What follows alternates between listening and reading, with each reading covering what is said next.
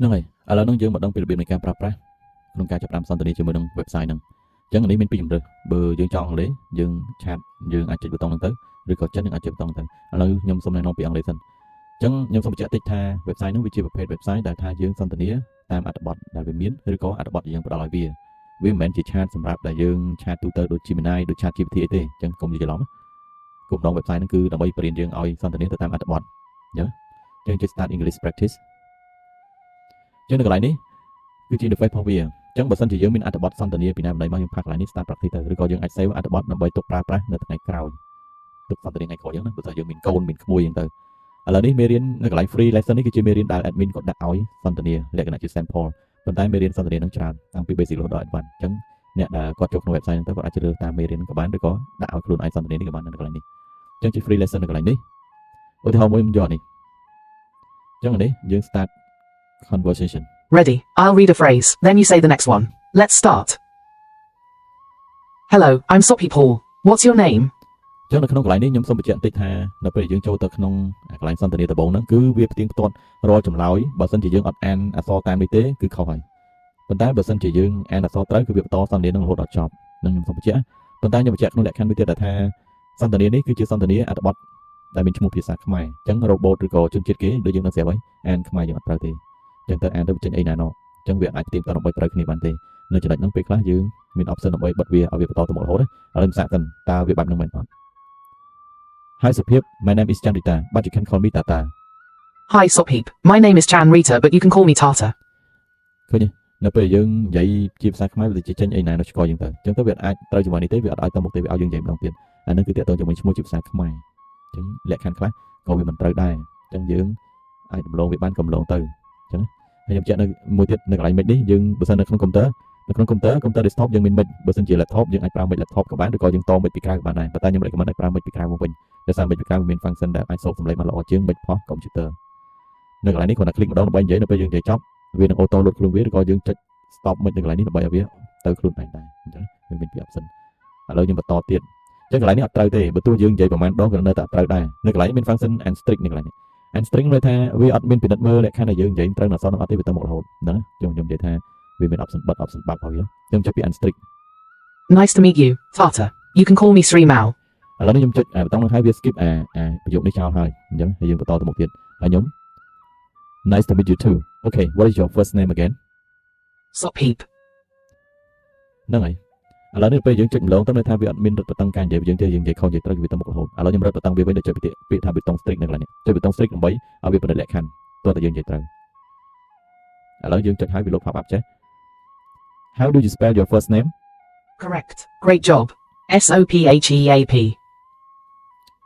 ចឹងកន្លែងនេះភាសាខ្ញុំនិយាយពាក្យអីផ្សេងក្រៅពីហ្នឹងគឺវាអត់ទៅមុខទេ Hello, how are you today? Excuse me, what's your last name again? ឃើញនៅពេលយើងនិយាយពាក្យផ្សេងក្រៅពីពាក្យនេះក្រៅពី excuse me នេះពាក្យប្រយោគហ្នឹងគឺវាអត់ទៅមុខទេវាឲ្យយើងនិយាយពាក្យហ្នឹងឲ្យត្រូវហ្មងអញ្ចឹងទៅមានបងប្អូនខ្លះដែលជាឪពុកម្ដាយអ៊ំពូមីងអីហ្នឹងគាត់ប្រើភាសាហ្នឹងគាត់សន្ទនាទូទៅគឺអត់អាចទៅរួចទេយើងត្រូវយកពីគោលដៅនៃការប្រើប្រាស់ក្នុង website ហ្នឹងដែរឥឡូវខ្ញុំនិយាយត្រូវណា Excuse me, what is your first name again? Correct. Great job. Paul.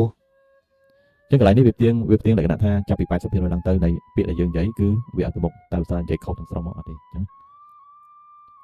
What is your name again? What do your friends call you?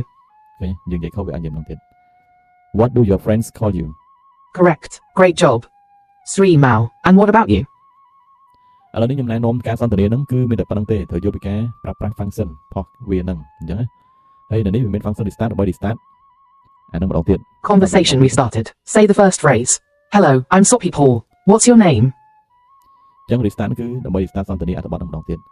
replay ន័យថាយើងឲ្យ robot និយាយពាក្យដែលវានិយាយហ្នឹងម្ដងទៀត Hello, I'm Sophie Paul. What's your name? នេះវានិយាយពាក្យនេះវានិយាយម្ដងទៀតណាអាកន្លែង software នេះន័យថាយើងបិទឬក៏បើកអា robot ដើម្បីវាបង្ហាញអក្សរនេះបើយើង software ន័យថាវាចេញមកអញ្ចឹងទៅអាហ្នឹងហើយកន្លែង free lesson ដូចយើងនឹងស្រាប់ហើយអាកន្លែង document ដូចខ្ញុំនិយាយពីខាងដើមបើសិនយើងមាន document ដើម្បី save គឺបង្ហាញនៅកន្លែងទីទៀតខ្ញុំនឹងប្រាប់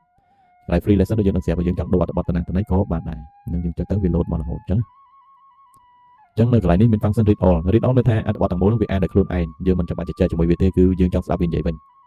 Hello, I'm Sophie Paul. What's your name? Hi Sophie. My name is Chanrita, but you can call me Tata. Nice to meet you, Tata. You can call me Sri Mao. Nice to meet you too. Okay, what's your first name again? Sopheap. How do you spell your first name? Sopheap. Excuse me, what's your last name again? Hall. What do your friends call you? Sri Mao. And what about you? They always call me Tata. ហ្នឹងហើយឥឡូវនេះខ្ញុំមកបង្ហាញពីរបៀបនៃការយកអត្ថបទឬក៏យើងមានអត្ថបទពីណាពីណីមកយកមកដាក់នៅក្នុងនោះដើម្បីអនុវត្តនិយាយលក្ខណៈជា personal document ឯកសារផ្ទាល់ខ្លួនណាដែលយើងស្រាវជ្រាវមកដោយខ្លួនឯងណាអញ្ចឹងនៅកន្លែងនេះយើងអាចថាចូលឆាតពីអ៊ីនធឺណិតមកបានឬក៏ឆាត GPT ក៏បានដែរឲ្យវា generate មក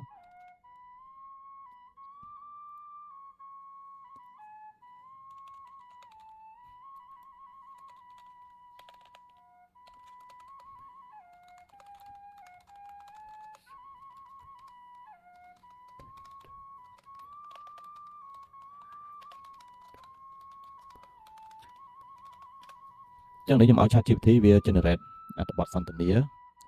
ដែលទៅជាមួយប្រទេសកម្ពុជាអញ្ច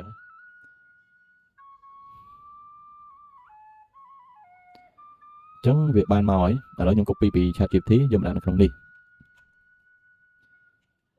copy បើសិនជាចេញទម្រង់ផ្កាយជាអត់ត្រូវណាយើងអាចយកហ្នឹងបានទេអញ្ចឹងកាលណាជិះប៊ូតុង copy កន្លែងនេះវាអាច error បើយើង copy លក្ខណៈអញ្ចេះក្នុងកុំព្យូទ័រមិនស្រួលឬក៏ទូរស័ព្ទយើងអាច select បានតែថា logo វាពិបាកអញ្ចឹងណា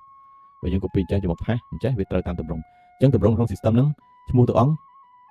បញ្ចប់ដោយចុច2អញ្ចឹងនៅពេល system អានវាចាប់ផ្ដើមអានពីនេះមកឲ្យចប់មក clear អញ្ចេះឈ្មោះតួអង្គវាអានទេណាប៉ុន្តែតើយើងដាក់ format លក្ខណៈថាតួអង្គចុច2បានវាស្គាល់អញ្ចឹងអាកន្លែង love នេះក៏អាចនឹង error ដែរអញ្ចឹងកន្លែងហ្នឹងខ្ញុំក៏លុបចេញទៅដាក់តាអត្ថន័យដែលគេនិយាយទេហើយបន្តទៀតបើយើងចង់ save អត្ថបទហ្នឹងទុកប្រើថ្ងៃក្រោយសម្រាប់ personal របស់យើងចុចពាក្យថា save ហើយខ្ញុំចុចពាក្យថាដាក់ឈ្មោះវាទៅតែ01អញ្ចឹងទៅខ្ញុំចុចពាក្យថា save អញ្ចឹងខ្ញុំចង់រកអត្ថបទហ្នឹងវិញធ្វើម៉េចយើងចុចពាក្យ document នៅកន្លែងនេះយើងឃើញពាក្យថាតែ01នៅកន្លែងនេះគឺជាអត្ថបទរបស់យើងយើងចុច view ចេះទៅដើម្បីមើលអត្ថបទហ្នឹងមានអីខ្លះអញ្ចឹងហើយបន្តមកទៀតយើងចុចពាក្យថា load